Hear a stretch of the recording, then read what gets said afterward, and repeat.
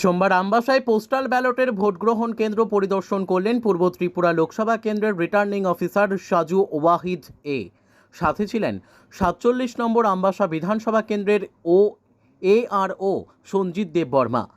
পূর্ব ত্রিপুরা লোকসভা কেন্দ্রের জন্য গত রবিবার থেকেই শুরু হয়েছে পোস্টাল ব্যালটে ভোট গ্রহণ পর্ব।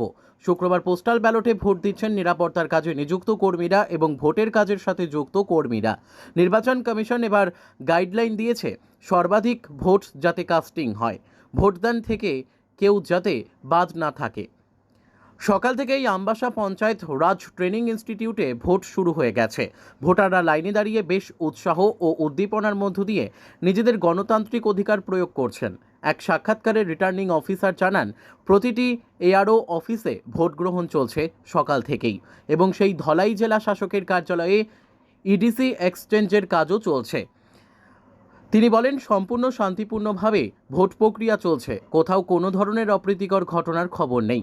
যারা ভোটার রয়েছেন ওনাদের প্রত্যেকের প্রতি তিনি আবেদন রাখেন যেন নিজেদের গণতান্ত্রিক অধিকার প্রয়োগে ওনারা এগিয়ে আসেন।